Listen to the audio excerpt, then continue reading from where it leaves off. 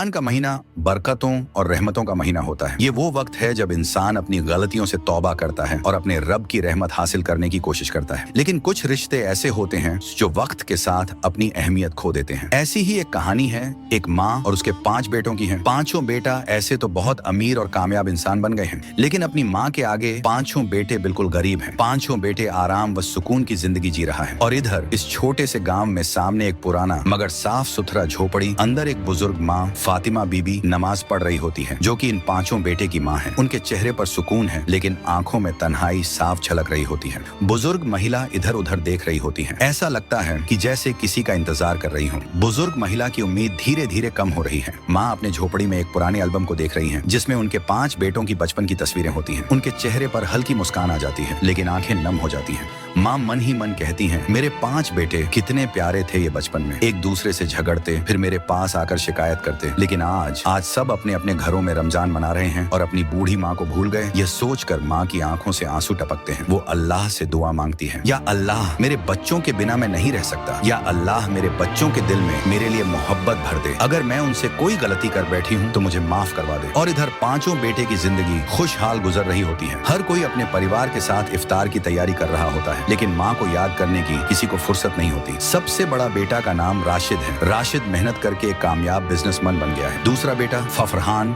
जो सरकारी अफसर है, अपने बच्चों के साथ मसरूफ से जिंदगी जी रहा है। तीसरा बेटा सलीम, डॉक्टर, हॉस्पिटल में इमरजेंसी में बिजी है। चौथा बेटा जैद, इंजीनियर, ऑफिस के काम में डूबा हुआ है। सबसे छोटा बेटा आमिर, एक आम आदमी, लेकिन बीवी बच्चों में मसरूफ है। हर कोई रमजान की खुशियों में व्यस्त है, लेकिन किसी को माँ का ख्याल नहीं कि उसकी माँ कितनी मुश्किल से दिन गुजार रहा है। इफ्तार का वो वक्त हो गया है। माँ की तन्हाई उनके चेहरे पर साफ दिखाई दे रहा है। माँ ने अपने लिए अकेले ही इफ्तार तैयार किया। बस एक खजूर, थोड़ा पानी और एक सूखी रोटी इफ्तार के लिए है। जैसे ही अजान होती है, वो हाथ उठाकर दुआ मांगती है, या अल्लाह मेरे बच्चों को खुश रख, लेकिन अगर हो सके तो उनके दिलों में मेरी याद भी डाल दे। तभी अचानक माँ की पड़ोसन सलीमा आपा उनके पास आती हैं। सलीमा आपा फरमाती हैं, फातिमा बहन, आपके बेटे क्यों नहीं आते? इतने बड़े बड़े घर हैं उनके, लेकिन आपको अपने साथ नहीं रखते? माँ हल्की मुस्कान के साथ कहती हैं, बहन मेरे बेटे बुरे नहीं हैं, बस शायद जिंदगी की भागदौड़ में मुझे भूल गए हैं। फिर एक दिन छोटे बेटे को एहसास होता है। सबसे छोटा बेटा आमिर एक रात तहज्जुद की नमाज पढ़ता है और उसे अपनी माँ की याद आती है। उसे एहसास होता है कि उसने बहुत दिनों से माँ से बात नहीं की। वह तुरंत फोन करता है और कहता, अम्मी